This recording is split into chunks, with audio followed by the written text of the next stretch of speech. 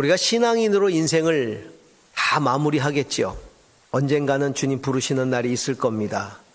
그때에 주님 앞에서 우리의 인생을 마무리할 때 우리는 지금까지 신앙인으로 살아오면서 내가 무엇에 붙들려 살아왔는지를 돌아보게 될 겁니다. 대부분의 사람들은 일평생 살아오면서 성공하고자 하는 욕망에 붙잡혀 살아갑니다. 이 시대를 흐르고 있는 시대의 사조들, 풍조들, 생각들에 사로잡혀서 살아갑니다. 또한 주변 사람들과의 관계 속에서 그들이 끼치는 영향을 받고 그 영향력에 붙잡혀 살아갑니다. 자, 우리가 하나님의 백성으로 살아간다는 것의 의미가 뭡니까? 그것은 바로 우리를 부르신 하나님의 뜻에 붙들려 살아가는 것을 말할 것입니다. 내 인생을 향한 하나님의 뜻은 무엇입니까? 그것을 알고 살아가고 있습니까? 그리고 그 하나님의 뜻에 붙잡혀 있습니까? 저는 목회를 하면서 사람들의 임종을 많이 지켜봤습니다. 특히 신앙인들의 마지막을 참 많이 지켜봤습니다. 그 가운데 지금도 잊지 못하는 임종이 하나 있습니다. 한 권사님의 임종이었는데요. 임종이 가까웠습니다. 마지막 임종 예배를 드리기 위해서 교인들이 가서 함께 찬양을 불러드리고 그리고 이제 마지막 임종을 지켜보고 있는데 찬양하는 동안에 갑자기 권사님이 뭐라고 입술이 움직이면서 작은 소리로 뭐라고 하시는 것 같아요. 그래서 제가 찬양을 잠시 중단하도록 하고 제가 혹시 무슨 유언을 하시는가 해서 귀를 가까이 대고 그 입술에 귀를 가까이 대고 뭐라고 말씀하시는지를 들었습니다. 딱 한마디였습니다. 주님 오셨군요. 기다리고 있었습니다. 주님 오셨군요. 기다리고 있었습니다. 그리고는 환하게 웃으시고 세상을 떠나셨습니다. 이 권사님은 늘 본인이 아프시면서 언젠가 하나님께 부름받을 날을 기억하면서 항상 하나님의 이 약속의 말씀을 붙들고 사셨어요. 내가 너희를 위하여 거처를 예비하러 가노니 가서 예비하면 다시 와서 너희를 내게로 영접하여 나 있는 곳에 너희도 있게 하리라. 이 말씀을 늘 붙들고 아프신 동안 기도하셨어요. 그리고 그 약속의 말씀대로 그를 데리러 오신 예수님을 맞이하신 거예요. 그 제가 보아온 그 권사님의 삶, 한마디로 표현하면 항상 하나님의 약속을 붙들고 사셨던 삶이었습니다. 항상 말씀을 기억하고 있었어요. 기도 가운데 받았던 응답을 항상 기억하고 있었어요. 그리고 그것을 위해서 기도했고 그 말씀이 이루어지기를 위해서 항상 기도하셨어요. 그 임종 장면 잊지 못합니다. 주님 오셨군요. 기다리고 있었습니다. 성도의 인생은 한마디로 표현하면 하나님의 약속에 붙들려 사는 삶입니다. 저의 지난 모든 신앙생활을 돌아볼 때 하나님은 말씀을 통해 참 많은 약속을 주셨습니다. 그리고 기도를 통해 참 많은 약속을 또한 계시해 주셨습니다. 그리고 인생 가운데 그 말씀과 기도를 통해 주셨던 그 약속을 다 신실하게 지켜 주셨습니다. 그 하나님의 말씀이 성취되어져 가는 과정을 지켜보면서 저는 하나님의 살아계심을 확신할 수 있었습니다. 그리고 하나님이 나를 얼마나 사랑하시는지를 확신할 수 있었습니다. 그 하나님의 사랑을 더 깊이 알 수 있었죠. 그래서 과거만이 아니라 현재도 그리고 앞으로도 하나님의 약속을 믿으며 살아갈 것이고 하나님과 한 약속을 지키기 위해서 애를 쓸 것입니다. 아이가 태어납니다. 엄마와 아빠는 스스로 약속합니다. 이 아이를 잘 길러내겠다고, 아이의 인생을 내가 책임지겠다고. 이 아이를 인도해 갈 것이고 보호해 갈 것이고 일평생 도와줄 것이라고 그렇게 약속합니다. 그리고 그 약속을 지켜가면서 평생을 살아갑니다. 소갈이 하면서 눈물 흘리면서 아이를 위해서 그렇게 살아갑니다. 여러분, 결혼이라는 것도 약속입니다. 각기 다른 삶을 살아온 남자와 여자가 이제 평생 만나서 서로만을 사랑하겠다고, 그리고 서로만을 돌아보겠다고, 서로를 돌보겠다고 맹세하는 약속의 관계가 바로 결혼입니다. 사랑이 깊을수록, 깊은 사랑의 관계일수록 생명을 걸고 약속하고 생명을 걸고 약속을 지켜갑니다. 그래서 약속은 아무나 하고도 하지 않습니다. 여러분, 아무나 하고 약속하지 않잖아요. 내가 뭔가 정말 중요한 약속을 하는 관계라면 그것은 특별한 관계일 것입니다. 자, 금년도 한 해가 저물어 갑니다. 참 많은 약속을 하셨을 거예요. 특별한 분들과, 가족일 수도 있고 친구일 수도 있고 성도일 수도 있고. 그 약속 다 지키셨습니까? 아니, 내 자신일 수도 있죠. 내 자신과의 약속 다 지키셨습니까? 못 지키셨다면 늦지 않았어요. 지금이라도 지키세요. 신실하게 약속을 지켜가야 합니다. 하나님은 사랑이십니다. 그래서 사랑으로 우리를 구원해내셨습니다. 그 사랑으로 우리를 하나님의 자녀 삼으셨습니다. 자녀 삼는 데서 끝이지 않고 우리와 특별한 관계를 맺으시면서 우리에게 약속하십니다. 영생을 약속하시고 또한 우리의 삶 가운데 수많은 하나님의 뜻이 우리를 통해 이루어질 것에 대해서 약속하셨습니다. 그리고 그 약속을 신실하게 지켜가십니다. 그래서 우리가 성도라면, 하나님의 사랑을 아는 성도라면, 하나님의 사랑을 알고 그 하나님의 사랑 안에 있는 성도라면 그 약속을 붙들고 살아가야 하는 것입니다. 그렇다면 약속을 붙들고 살아간다는 게 뭡니까? 오늘 요셉이라는 인물, 그의 인생이 약속을 붙들고 살아가는 삶에 대해서 우리에게 교훈해 주고 있습니다. 우리 요셉 다 알지요? 아브라함, 이삭, 야곱, 요셉으로 이어지는 족장들. 특히 요셉은 많은 이들이 가장 예수 그리스도를 닮은 사람이라고 말할 정도로 족장 중에서도 참 훌륭한 사람입니다. 그리고 그 요셉의 인생이 우리에게 감동과 교훈을 많이 줍니다. 요셉의 긴 스토리들 가운데 우리에게 감동을 주는 몇 가지의 장면들 우리는 기억하실 겁니다. 예를 들면 그가 형들에게 미움을 받고 애굽으로 노예로 팔려가죠. 형들이 팔아먹습니다. 노예로 팔려가서 애굽에서 보디발이라는 장군의 그 집의 종으로 그가 고용이 되죠. 그럴 때 보디발의 아내가 요셉을 유혹합니다. 그때 이렇게 뿌리치죠. 내가 어찌 이처럼 나쁜 일을 저질러서 하나님을 거역하는 죄를 지을 수 있겠습니까? 아니, 나는 그냥 하나님이 주신 꿈 이야기를 형들에게 나눴을 뿐인데 그 꿈 이야기를 나눈 것 때문에 형들에 의해서 노예로 팔려가고, 그래서 지금 노예로 종살이하고 있는데 그것도 모자라서 지금 그 보디발의 아내가 유혹을 합니다. 이게 목숨을 건 순간이에요. 이 순간 자칫 잘못하면.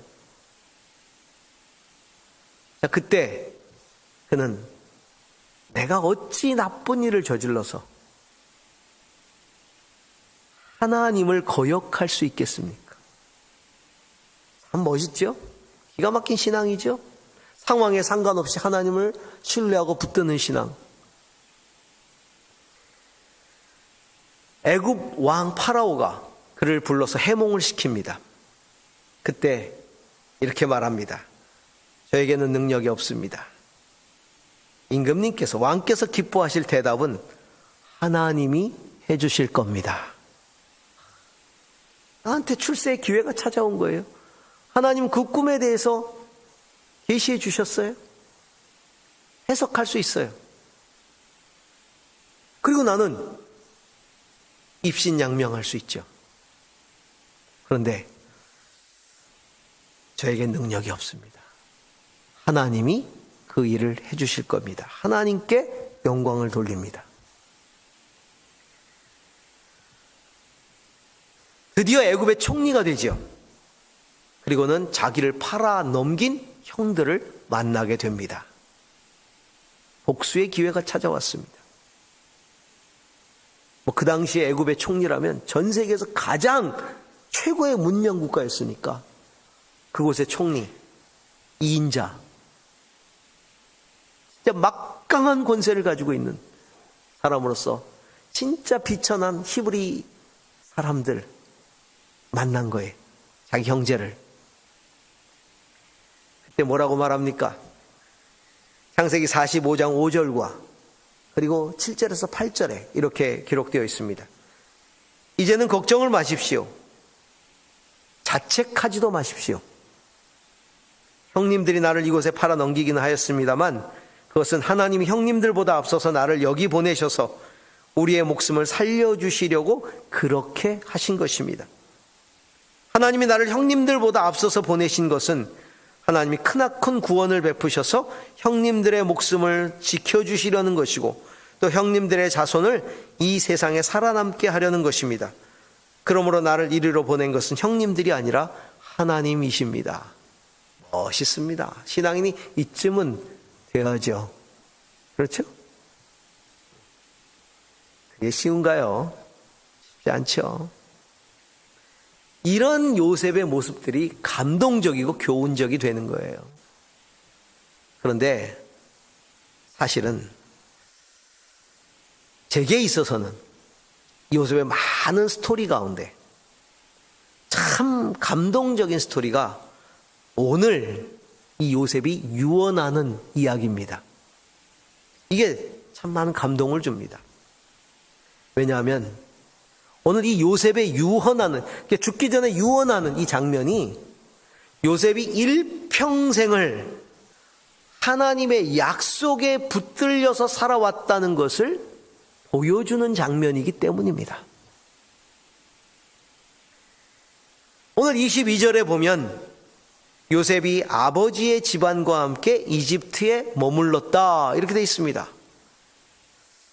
요셉이 아버지의 집안과 함께, 쉽게 얘기하면 요셉이 가문, 우리 형제들과 함께 이집트에 살았다 그 얘기입니다. 그게 뭐 그렇게 감동적입니까? 그게 뭐 대단한 이야기입니까?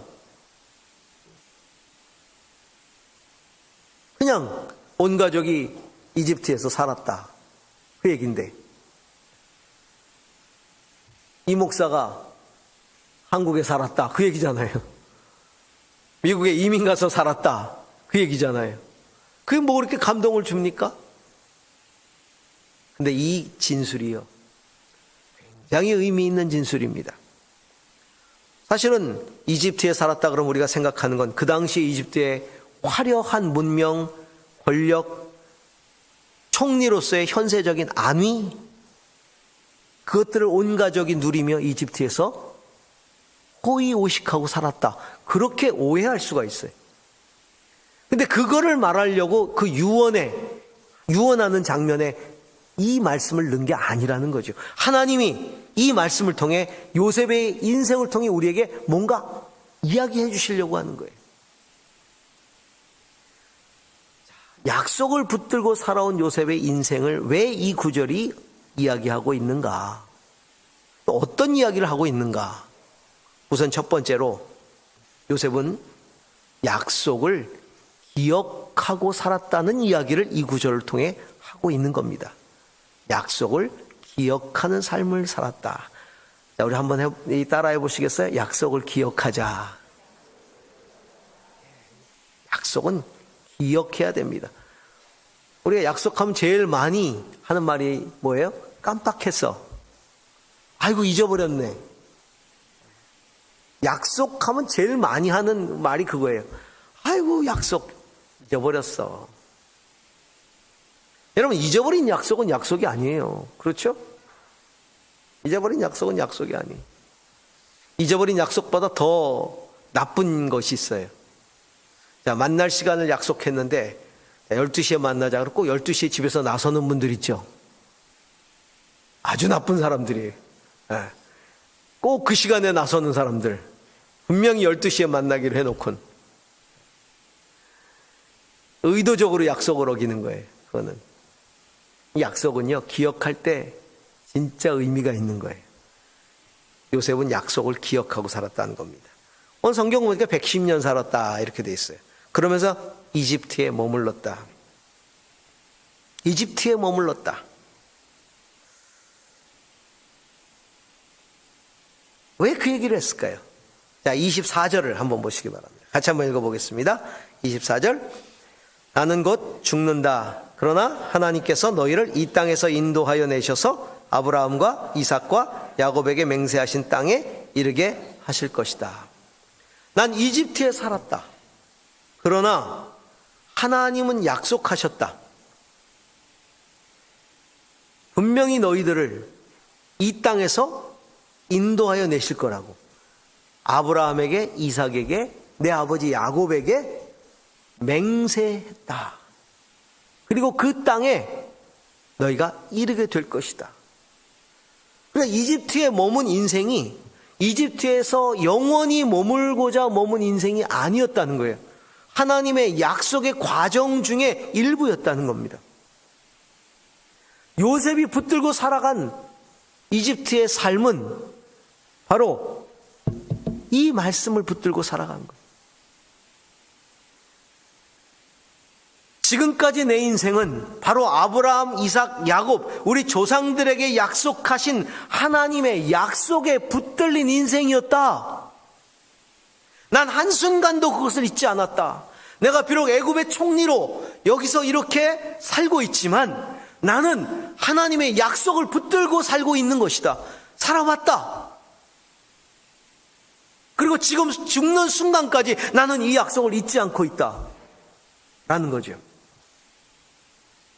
만약 요셉이 그 약속을 잊어버렸다면, 아니 그 약속을 무시했다면, 아브라함에게, 이삭에게, 야곱에게 하셨던 그 약속,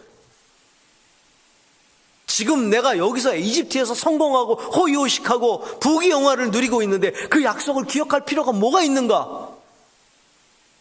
이게 어떻게 얻은 복인데 그거를 중요하게 여기고 살았다면 이런 유언을 남기지 않았을 거예요. 이 약속을 다시 리마인드 시키지 않았을 겁니다. 너희들은 애굽을 떠나면 안 돼. 내가 죽더라도 계속 자자손손 여기서 살아야 돼. 이게 어떻게 온 기회인데, 이집트에서 자리 잡고 사는 거 이거 쉽지 않아. 그럼 우리가 그 선진국의 시민권을 얻기 위해서 애를 데리고 거기 가서 낳잖아요. 미국 시민권. 거긴 속지주의니까 거기 가서 애를 낳으면 거기 시민권 얻는단 말이에요. 그러니까 애를 거기서 낳으려고 막 그러잖아요.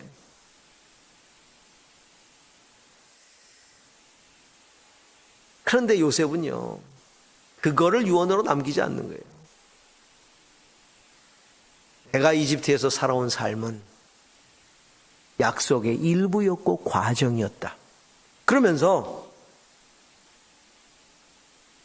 여기서 떠날 거에 대해서 이야기하고 있는 거예요. 창세기 15장 13절에서 16절을 보면 그 아브라함에게 하나님이 하시는 약속이 나와요. 어떤 약속입니까? 주님께서 아브라함에게 말씀하셨다. 너는 똑똑히 알고 있어라. 너의 자손이 다른 나라에서 나그네 살이를 하다가 마침내 종이 되어서 400년 동안 괴로움을 받을 것이다. 그러나 너의 자손을 종살이하게 한 그 나라를 내가 반드시 벌할 것이며 그 다음에 너의 자손이 재물을 많이 가지고 나올 것이다. 너의 자손은 4대째가 되어야 이 땅으로 돌아올 것이다. 지금 야곱과 그 가족들이 와서 이제 첫대 에집트에서 이제 종살이를 시작하면서 이제 요셉이 죽으면서 이제 그 아브라함 하셨던 그 약속을 붙들고 있는 거예요. 그러니까 지금 당장 나가라고 말하지 않아요. 왜? 4대째 나간다고 했으니까. 그러니까 자신의 가문이 4대째가 되어 나올 것을 알았기에 즉시 애굽을 떠나라는 이야기도 하지 않았고 애굽에서 영원히 살라는 말씀도 하지 않는 거예요. 그저 약속을 상기시켜 주는 거죠. 잊어서는 안 된다. 잊어서는 안 된다. 하나님의 이 약속의 말씀, 4대째 반드시 하나님이 여기를 떠나게 할 것이다. 자, 이렇게 하나님의 약속을 붙들고 살았던 요셉의 삶 가운데 또 하나 굉장히 중요한 삶이 있어요. 요셉은 형들이 이제 아버지를 모시고 애굽으로 들어오잖아요. 요셉이 총리가 되어 이제 자기들이 팔아넘긴 요셉이라는 걸 알고 아버지를 모시고 오라고 그래서 아버지하고 다 들어오잖아요. 그때에 이렇게 말합니다. 자, 애굽의 총리, 그렇게 총애하는 총리 요셉의 가족들이 애굽에 왔다는 얘기를 듣고 파라오가 굉장히 좋아하는 거예요. 그리고는 이제 왕을 아련할 수 있도록 해주죠. 그 당시에 파라오를 아련한다는 건 이건 보통 일이 아닌 거예요. 그러니까 아련을 하게 하는 거예요. 그러면서 당연히 그러겠죠. 잘 오셨다고. 잘 오셨다고. 요셉이 우리나라를 살렸다고. 기근에서 살리고 부강한 나라를 만들었다고. 요셉 때문에 우리가 살았다고. 무엇이든지 다 들어드릴 테니까 원하는 것 다 얘기하시라고. 분명히 파라오는 그렇게 얘기할 겁니다. 그리고 묻겠지요. 그러면 어디서 무엇을 하고 사셨습니까? 그리고 어디 살기 원하십니까? 이렇게 물을 겁니다. 그때에 파라오를 만나거든 목축을 해왔다고 말하십시오. 그러면 고센 땅에 살게 될 것입니다. 창세기 46장 34절에 그 이야기가 나옵니다. 한번 보실까요? 종들은 어렸을 때부터 줄곧 집짐승을 길러온 사람들입니다. 우리와 우리 조상이 다 그러합니다 하고 대답하셔야 합니다. 그래야 형님들이 고센 땅에 정착하실 수 있습니다. 이집트 사람은 목자라고 하면 생각할 것도 없이 꺼리기 때문에 가까이 하지 않습니다. 참 희한한 말이에요. 왕이 묻거든 우리는 목축을 해와서 살았기 때문에 목축을 할 수 있는 땅, 이 고센이라고 하는 것은 저 나일강에, 이집트에서도 저 나일강 쪽에 오른쪽에 있는 그냥 농사 짓는 땅, 목축하는 땅이에요. 시골이죠. 지금 요셉은 총리예요. 총리는 어디 살았겠습니까? 왕궁 가까이 살았겠죠. 수도가 있는 곳에 살았겠죠. 우리 다 누구의 덕을 입어서, 우리 가문에 훌륭하게 된 누구의 덕을 입어서 다 서울 가서 살고 싶잖아요. 누가 뭐가 됐대. 자, 우리도 서울 가자. 우리도 강남에 한번 살아봐야 되지 않겠어? 그래서 강남에 가서 우리 아이도 강남에서 교육시키고 말이야. 대치동 가야 되지 않겠어? 기회가 왔어. 우리 거기 살게 해줘. 이게 우리 인지상정 아니에요? 근데 요셉이 우리는 목축을 해왔다고 얘기하고 저 고센 땅에 산다. 그래야 고센 땅에 살게 해줄 거야. 이렇게 얘기를 하고 있는 거예요. 모르긴 몰라도 형제들은 엄청 마음이 안 좋았을 것 같아요. 물론 자기를 죽이지 않고 살려준 건 고맙지만 그래도 기왕이면 좀 좋은 데가 살게 해주지 왜 하필이면 고센 땅이냐 말이에요. 몇 가지 이유가 있어요. 첫째는 아버지 야곱이 하나님의 인도함을 받고 하나님의 약속 가운데 살아가는 아버지라는 사실을 믿고 있기 때문에 이건 분명히 하나님의 뜻이라고 확신을 한 거예요. 야곱이 이집트를 떠나기 전에 하나님께 제사를 드립니다. 그때에 하나님이 애굽으로 출발할 것을 명령하시죠. 그리고 함께 하신다고 약속하십니다. 창세기 46장 1절에서 4절을 보면 이스라엘이 식구를 거느리고 그의 모든 재산을 챙겨서 길을 떠났다. 이스라엘은 야곱의 또 다른 이름이니까. 브엘세바에 이르렀을 때 그의 아버지 이삭이 하나님께 희생 제사를 드렸다.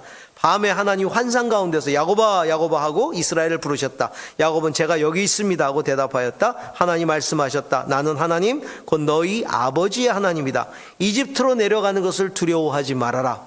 내가 거기에서 너를 큰 민족이 되게 하고 나로 너와 함께 이집트로 내려갔다가 내가 반드시 너를 거기에서 데리고 나오겠다. 요셉이 너의 눈을 직접 감길 것이다. 야곱이 기도하는 중에 하나님의 약속을 받았어요. 내려가라 애굽으로. 내가 너와 함께 하겠다. 거기에는 하나님이 어디로 야곱을 인도하실 것까지 포함되어 있는 것이죠. 본문에는 고센 땅으로 인도하셨다는 것을 이야기하고는 있지만 그것을 엿볼 수 있는 구절이 46장 28절에 있는데 야곱이 유다를 요셉에게 미리 보내어 자기를 고센으로 인도하게 하였다라고 나와요. 무슨 말이에요? 지금 요셉이 아버지를 초청하고 가족을 초청해서 이집트로 왔어요. 그러면 요셉을 만나러 와야 될 거 아닙니까? 총리인데. 총리가 있는 곳으로 가서 만나야죠. 근데 아버지가 고센 땅에 딱 머물러 거기서 있으면서 유다를 보내서 요셉을 오라 하라. 고센 땅으로 오라 그러는 거예요. 그 얘기는 뭐예요? 우리가 머물 곳은 이곳이다 라는 메시지를 요셉에게 보내는 거예요. 그러면 요셉은 아버지가 거기 머무르면서 자기를 고센 땅으로 부를 때는 분명히 아버지를 통한 하나님의 계시가 있었구나. 하나님의 약속이 있었구나. 고센이라는 곳이 하나님이 머물게 하는 약속의 장소구나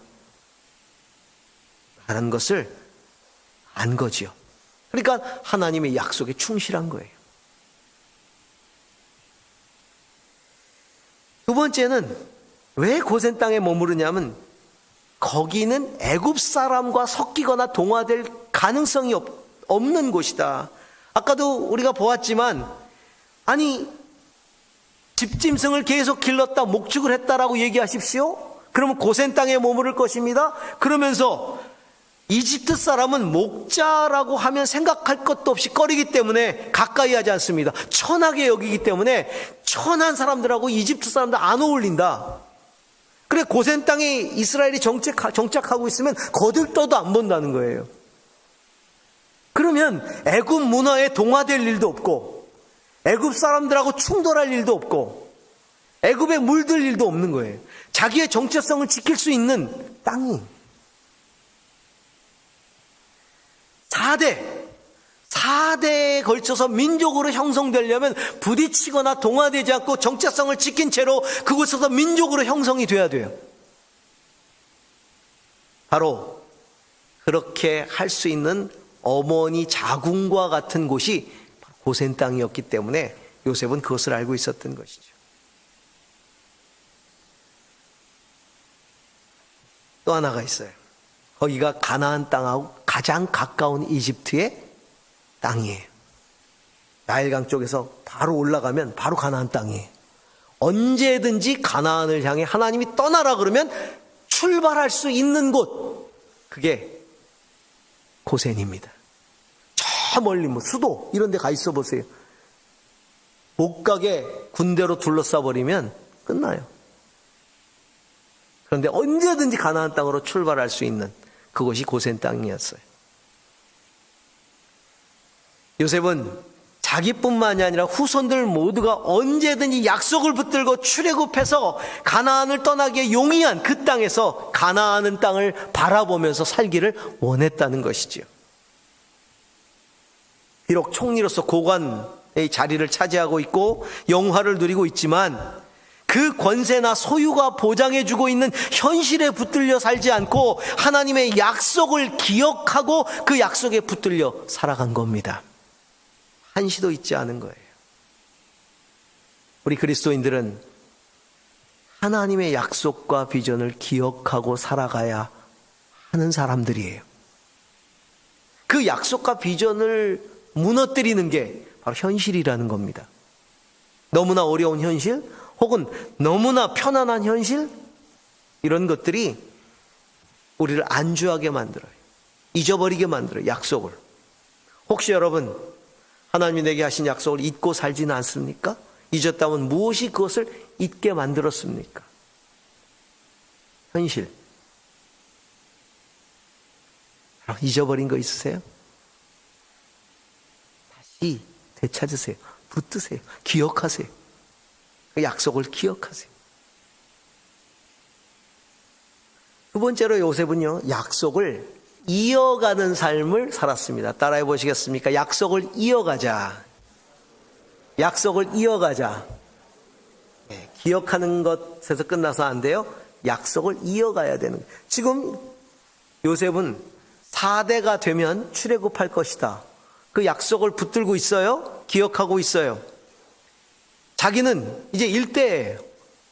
그 앞으로 몇 대가 더 지나가야 돼요. 그런데 그 약속을 자기가 이어가야 되는 거예요. 그래야 후손들이 계속해서 그 약속의 주인공들이 될 수 있는 거죠.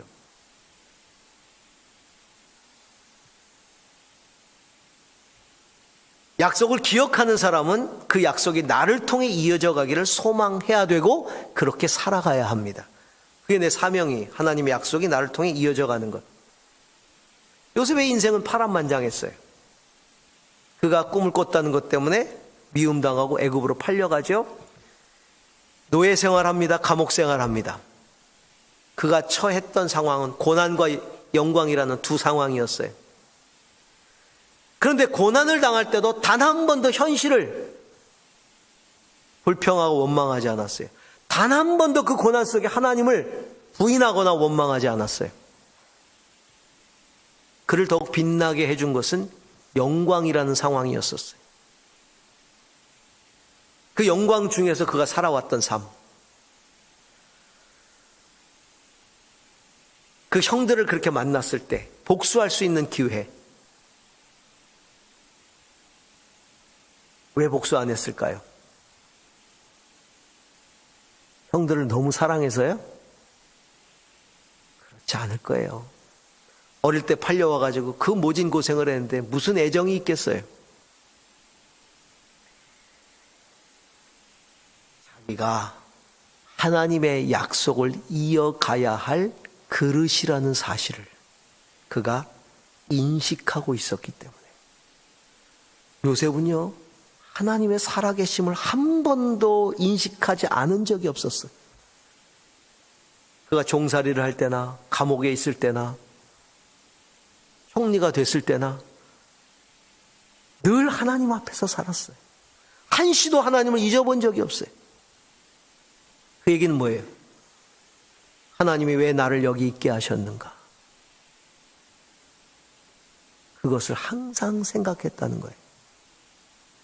나는 하나님의 약속을 이어가야 할 하나님의 그릇이라는 그것을 항상 잊지 않고 살았다는 겁니다. 아버지가 돌아가시자 형들이 두려움에 떨기 시작했어요. 지금까지는 아버지가 살아있으니까 자기들을 봐준 것 같은데 이제 아버지도 돌아가셨으니 자기들에게 이제는 해코지 할 수도 있겠다. 그래 단체로 달려가가지고 요셉에게 무릎을 꿇고 아버지가 형들을 잘 돌봐달라고 유언 남겼습니다. 마음이 너무 아팠어요.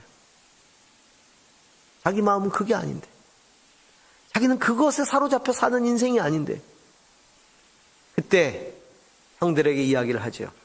두려워 마십시오. 내가 하나님을 대신하기라도 하겠습니까? 나 하나님 아니에요. 그 소리잖아요. 형님들은 나를 해치려고 했지만 하나님은 오히려 그것을 선하게 바꾸셔서 수많은 생명을 오늘처럼 살렸는데 이게 하나님의 뜻인데 내가 어찌 그 하나님의 뜻을 저버리고 하나님을 대신하는 그런 삶을 살겠습니까? 야곱의 이 이야기의 주제는 내 인생의 주인은 하나님이십니다. 그 얘기예요. 내 인생의 주인은 하나님이십니다. 내가 탁월해서 이 자리에 있는 게 아닙니다. 하나님이 선으로 나를 이루신 것입니다. 그래서 하나님을 대신할 수 없습니다. 나는 그저 하나님의 섭리를 따르는 인생을 살아가는 겁니다. 그 하나님의 섭리라는 게 뭐예요? 요셉을 통해 그 민족이 번성되는 거예요. 그 가족들이 번성해서 민족으로 형성될 수 있는 그 기틀을 놓는 게 하나님의 섭리라는 걸 너무나 잘 알고 있는 거예요. 아브라함, 이삭, 야곱에게 하셨던 그 약속을 요셉은 기억하고 있는 겁니다. 나는 그 그릇입니다. 그 통로입니다.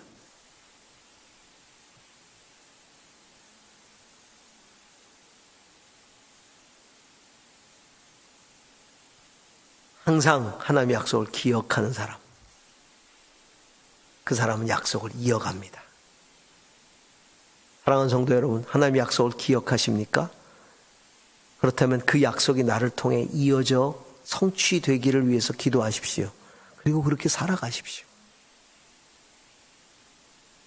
마지막 세 번째지요. 그는 약속을 성취하는 삶을 살았습니다. 함께 해봅시다. 약속을 성취하자.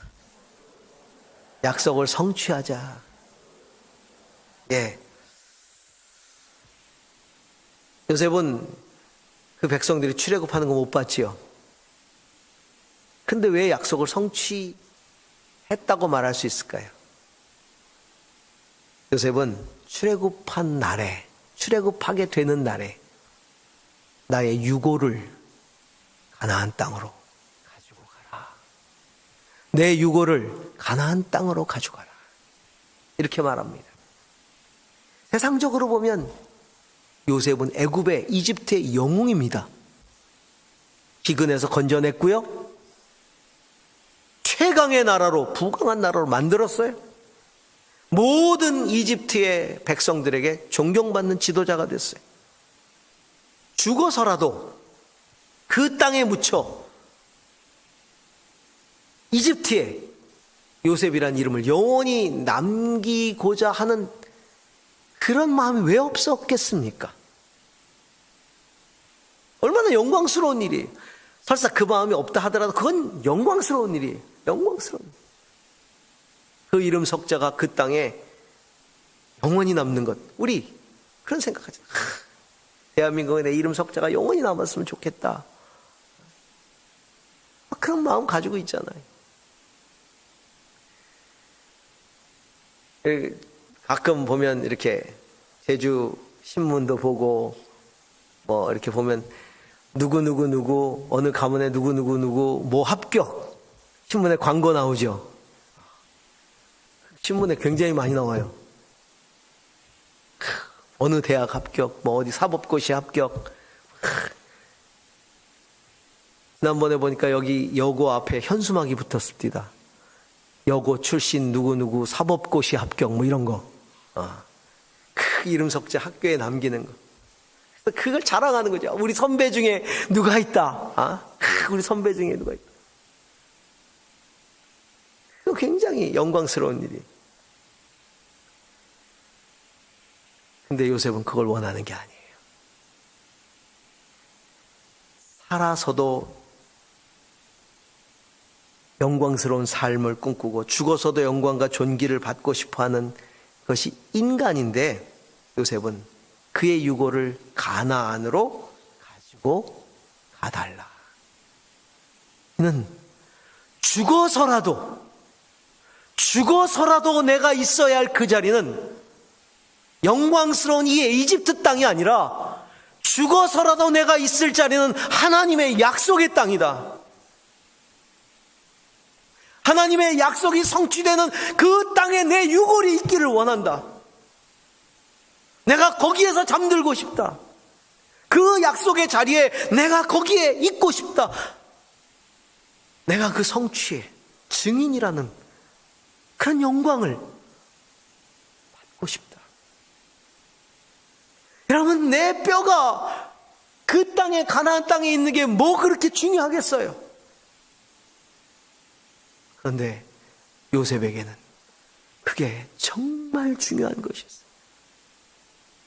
내 인생은 죽든지 유골이든지 하나님의 약속이 성취되는 그런 인생, 그 자리에 내가 있고 싶다.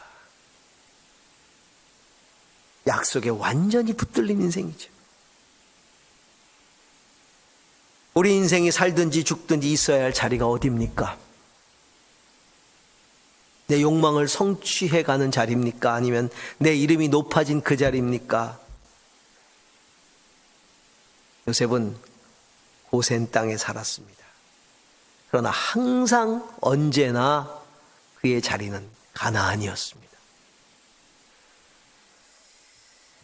세상 속에 살아도 내 자리는 항상 하나님이 약속하신 그 자리여야 합니다. 지금 내가 하는 일을 통해서 하나님이 어떤 약속을 해주셨습니까? 내 자리가 그 약속을 이루는 자리라면 그 자리에 있으십시오. 그러나 그 약속을 이루는 자리가 아니라면 우리는 약속의 자리를 찾아가야 합니다. 우린 성도로 살아갑니다. 하나님은 수많은 약속을 우리에게 해주셨습니다. 물론 아직도 성취되지 않은 것들도 많습니다. 성취되지 않은 것들이 단순히 내가 바라는 것인지 하나님이 약속하신 것인지를 분별해내야 됩니다. 내가 바라는데, 그냥 바라는데 성취되지 않는 것들도 있어요. 그런데 하나님이 약속하셨는데 아직 이루어지지 않은 것들이 있어요. 그것이 분명히 하나님의 약속이라면, 그렇게 분별이 된다면 여러분, 그 약속을 기억하세요. 그리고 그 약속을 성취할 수 있도록 내 인생을 드리세요. 예수님은 일평생 약속을 성취하는 인생을 사셨어요. 성탄의 달입니다. 성탄이 뭡니까? 하나님의 약속을 이루기 위해서 이 땅에 오신 예수 그리스도의 탄생의 달이에요. 그 탄생의 의미가 있는 것이 성탄이에요. 약속의 성취예요. 그리고 예수님은 평생을 하나님의 약속을 성취하는 삶을 사셨어요. 그래서 예수님의 인생을 쭉 생애를 복음서에서 따라가다 보면 거기 항상 거기 풋노트가 달리잖아요. 어떻게? 이것은 구약이 어떤 말을 이루는 것이었다. 어떤 말을 이루는 것이었다. 그렇게 하나님의 약속을 다 성취하시고 마지막에 십자가도 하나님의 약속의 성취였지요. 이사야 53장에 고난받는 종, 그 모습을 그대로 이루셨어요. 그리고 마지막에 세상을 떠나시면서 최후의 두 마디가 가상 7원 가운데 있죠. 다 이루었다. 다 이루었다. 뭘요? 약속을 다 이루었다. 그리고 주여 내 영혼을 아버지 손에 부탁하나이다. 우리가 하나님께 갈 때, 마지막 임종할 때 하나님 앞에서 이 두 마디 할 수 있었으면 좋겠어요. 다 이루었습니다. 하나님이 제게 약속하신 것들 다 지켰습니다. 하나님이 저를 통해 약속하신 것들이 다 이루어졌습니다. 이제 내 영혼을 아버지 손에 부탁합니다. 그래서 하나님을 만나는 순간 지금 오셨군요. 기다리고 있었습니다. 그 품에 안기면서 그 약속을 붙들고 살아왔노라고, 이루었노라고, 그렇게 주의 품에 안겨서 말할 수 있는 우리 인생이 될 수 있기를 주의 이름으로 축원합니다. 기도하겠습니다.